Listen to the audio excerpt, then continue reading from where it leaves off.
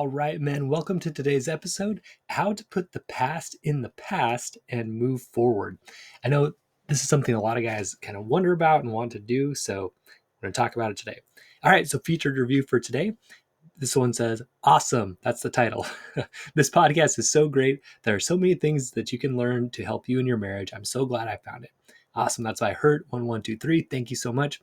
Guys, there are thousands of people that listen to this podcast, but right now, at the time of this reading, there's only 36 reviews. So that means that, like 1% of the people listening are writing a review. Guys, jump in there, write a review. I want to get to 100 reviews. That's my goal in the next, I would love it in this week, right? By the next podcast to get 100. So that means 65 of you guys, 64 of you guys listening. If you can jump in there, write a review on iTunes or wherever you're listening. This helps us grow the show. It helps us to reach more people, help more men and marriages across the world. All right. So here's how most men apologize or try to put things in the past. So they'll say, I'm sorry that I, had an affair, watched pornography, didn't help much around the house, neglected you, was mean, didn't listen, So sorry I did that. I'll change. Now forgive me and let's move on. Okay, this is how most guys go about it. All right. And so here's what usually happens when they do this. So your wife, in her mind, she's like, okay, well, I'll believe it when I see it. You've had these bad patterns for a long time. Or if it was something big like an affair, sure, yeah, you'll change, you'll stop doing it. But like, I'm still hurt. And I don't really believe that you're going to change, basically. Part of her wants to believe you're going to change, but part of her is afraid of getting hurt again, afraid of getting her trust let down again, afraid of being neglected again. She wants to see it, but she's guarding herself. Okay. So that's what's on her mind. So you start to change, right? You cut off the affair. You stop watching pornography. You start helping more around the house. You start being kinder. You start listening more. And it's an effort. It's hard at first. And your wife sees these changes, but she doesn't really give you much positive feedback about it. And she seems kind of suspicious of your changes. Or maybe if she even puts them down sometimes, right? Oh, sure, you're being nice now that I, threatened to leave, or now that, after all these years, you're finally changing. Okay, so she's kind of putting them down, kind of criticizing your changes. So you start thinking to yourself, well, what's the point of changing? She doesn't even care. She doesn't appreciate it. So I'm just going to go back to the same thing, because if I try hard and try to change, she doesn't even care, or she makes fun of it. So forget it. Like, I'm not going to keep changing. So then she comes back and says, look, you didn't really change after all. It was all fake anyway. You didn't mean any of it. So then you come back and you say, well, look, you didn't either. Like, you didn't change either. That's why I acted this way in the first place. I can't do anything right for you. Everything I do, it's never good enough. Okay. If this sounds familiar, it's a very common pattern that couples fall into. So here's why this doesn't work. Again, common pattern in marriages, but it really starts with a misunderstanding of what you're trying to do when you apologize and you want to change.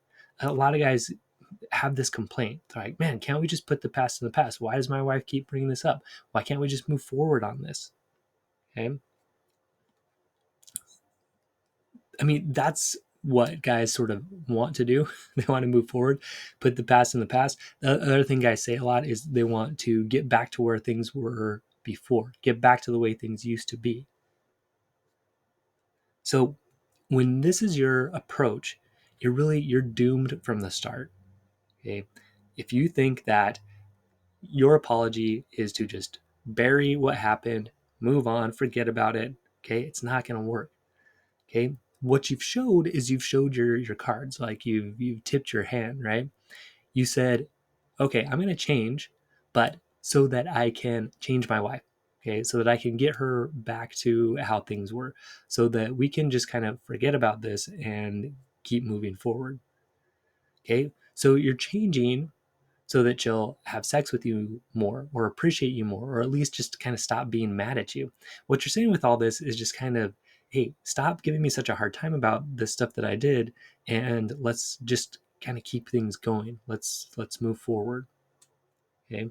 So what she's really sensing in this is that the reason that you're changing is to change her. right? And that once she comes back to you or starts appreciating more or starts having sex with you more, you're going to go back to the same old thing, right? So that's the issue. The other thing that's going on, so men typically they're asking for forgiveness from their wife. Okay. They want to, again, forget about what happened and just move forward, move on with things. So you're saying what you're saying to her is like, hey, look, maybe it's a big deal what I did, and maybe it's not a big deal. Like maybe you agree, okay, an affair is a big deal. Or watching pornography, maybe you're kind of like, well, it's kind of a big deal, but it's kind of not. Or maybe it's like, yeah, I didn't listen to you, but that's not that big a deal. Can't we just move forward with it? Okay. You can't change the past, so let's just kind of keep going. Sure, look at all, sure, I made some mistakes, but look at all the good stuff I've done, right? Look how I'm supporting you. Look how I'm a good father, right? You're not seeing any of that. So what's going on here is you're really minimizing what has happened or what you've done wrong. Okay. And that is a surefire way to get your wife to kind of maximize it. All right. If you're saying it's not that big a deal, she can either agree with you, which she probably won't because she's been hurt by whatever you did. So she can either kind of agree, yeah, it's not that big a deal, but not really believe it, or she can sort of maximize it. She can try to dig in further and say, look, you're just not getting it, man. Like, this was a big deal. You didn't listen to me for years. You neglected me for years. You made me feel bad about this. You didn't support me. That's hard on me. Okay. And so you're like, yeah, but look at all this other stuff. And you're just missing the point. You're missing the point that you've done damage and you need to see that damage clearly. Another thing guys will do, right? They'll try to kind of erase or outweigh their bad actions with good ones. So say it was something big like an affair. Now you turn around, and you're like, well, look, now I'm washing all the clothes, I'm doing all the dishes, I'm making all the money, I'm doing all this stuff. How come you can't kind of see past that? What I did, right? Why can't we just move on? So what you're really saying in this, you're kind of making this offer to your wife. What you're saying is, come on, wife, just join me in believing that these bad parts of me aren't all that bad. And that I'm actually a good person and a good choice as a husband. Okay. So you're saying like, look, sure it was bad, but it wasn't that bad. And it's something we can move past. Okay. So your wife might agree with that, but what I've seen is that usually wives don't agree with this. Or if it's the other way around, right? Maybe your wife, or maybe you're a wife that had the affair, right? And you're trying to just kind of move forward. But I see this more with guys. So here's what you need to do instead.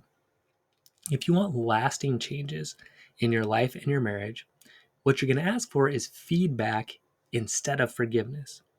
Okay, feedback instead of forgiveness.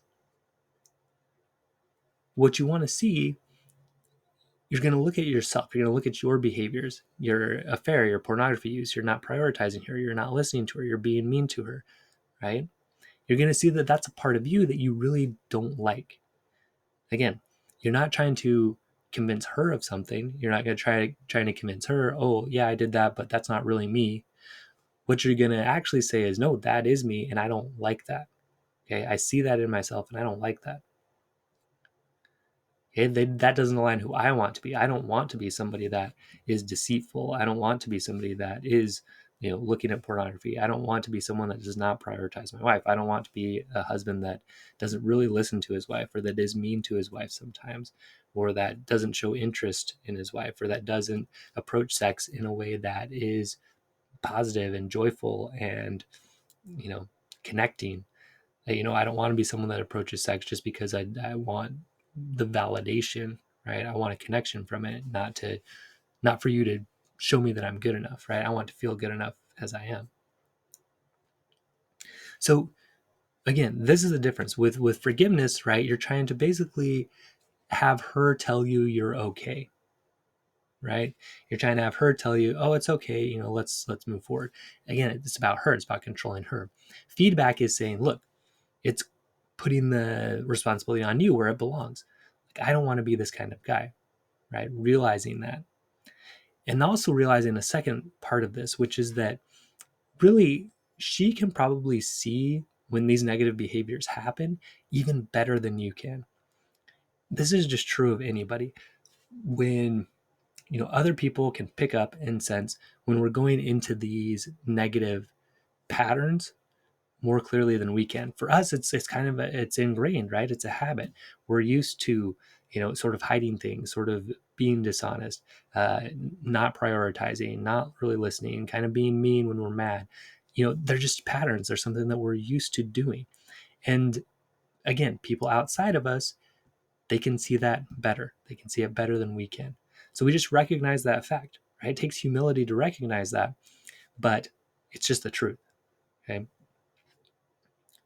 So what you're going to do, you're going to commit to who you want to be and ask for her feedback to let you know when you're not living up to that. So again, this is the difference between asking forgiveness. Oh, please forgive me. Let's just move forward. And, I'm still a good guy. I do good things, right? Whiny. You're trying to convince her of something versus feedback, right? Where you're saying, look, this is who I want to be. I want to be a guy who's honest, who's not looking at pornography, who prioritizes my wife. And I would like your feedback to know when I'm not doing that.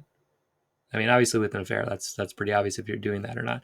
But with affairs, it's more about dishonesty, right? So if you notice me being dishonest in any way, I want you to draw my attention to that because I really want to be a man who is a man of my word. And that's what this was about. I was not being a man of my word. I wasn't honoring my promises to you, okay? Or to God if you believe in God. So here's some examples. We just kind of talked about this one with the affair, but here's how you might approach this, right? Here's words you might say about this. So I'm so sorry that I had an affair. I know that hurt you deeply. And you can go into that a lot, like how that hurt her physically, mentally, emotionally, spiritually, all of that, how it destroyed her, the way that she thought about herself. So, you explain that hurt and then you say, I don't want to be the type of person who's dishonest. Again, owning that for yourself. Will you please let me know when you see me being dishonest, even in small ways? So, guys, do you notice the difference? Do you notice the power in that? Where you're saying, this is who I want to be. Please let me know when I'm not living up to that.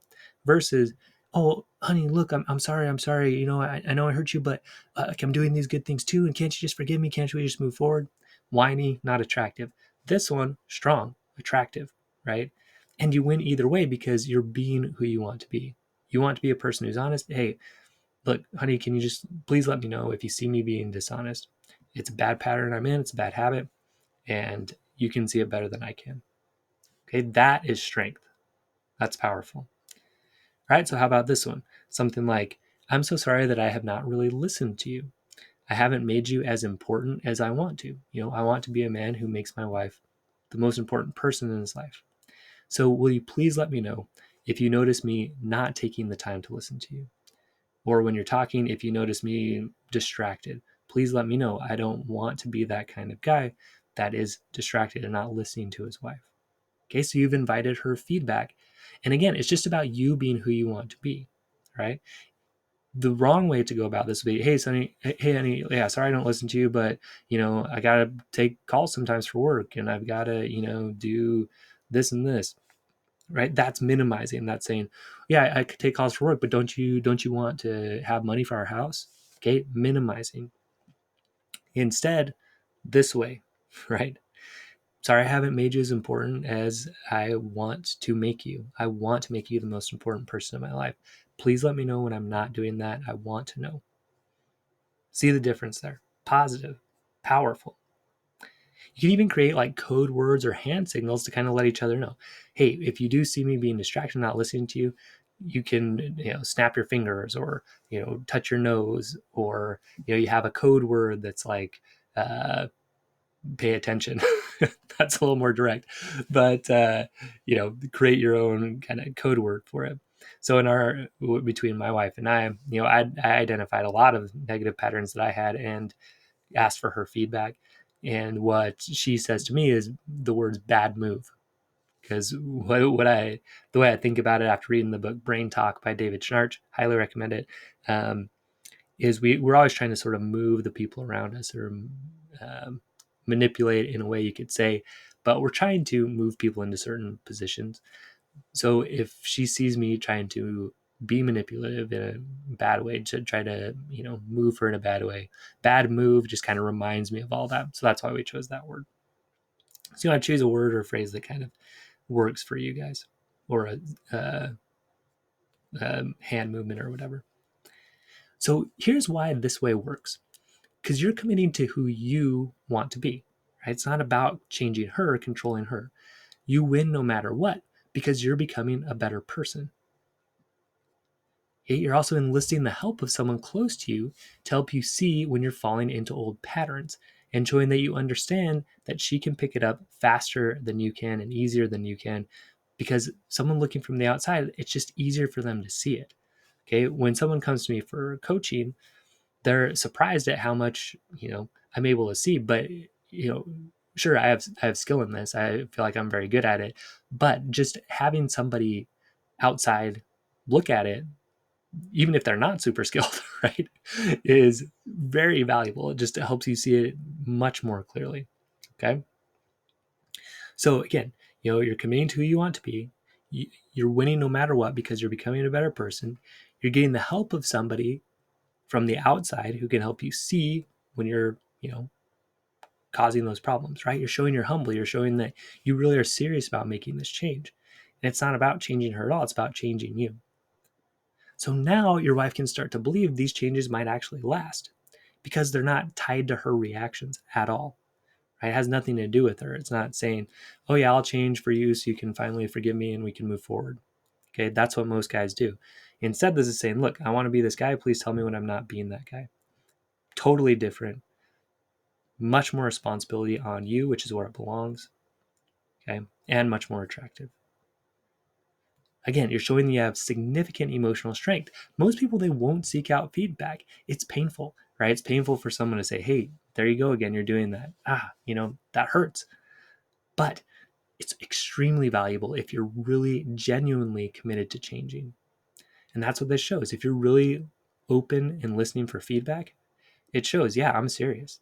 Like, I want to change. And it's not about you or changing you, it's about changing me. Okay. It also shows you realize you can't put the past in the past until you see clearly every time that you are bringing up the past by acting the same way you did in the past. Okay. So again, you can't put the past in the past until you change who you are, right? Until you see these negative patterns that you have and put those negative patterns in the past.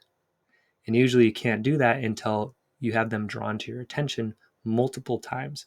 And that's when you're able to make the progress and make the changes that you want to make. So get feedback, get that outside perspective. So in summary, asking for your wife's forgiveness and to move on usually does not work.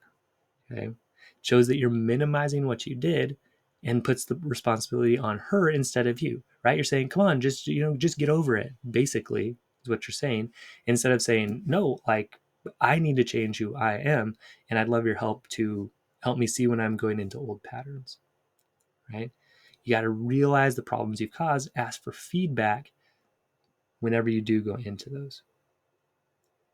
Okay. Again, the only way you're going to put the past in the past and to move on is to realize and notice every time that you're going back into those old patterns. Each time you recognize it, you'll be able to shift out of it. Okay. And it takes a lot of times. It takes a lot of times to see it. And an outside perspective is going to help you see it much more clearly than just trying to do it on your own.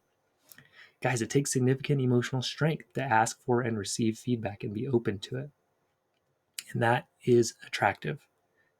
All right. All right, man. So get out there, ask for that feedback, decide who you want to be, ask for the feedback when you're not being that. That is how you will put the past in the past and move forward by becoming a genuinely new and improved person, new and improved man, stronger man. All right, man. Stay strong. We will see you next episode.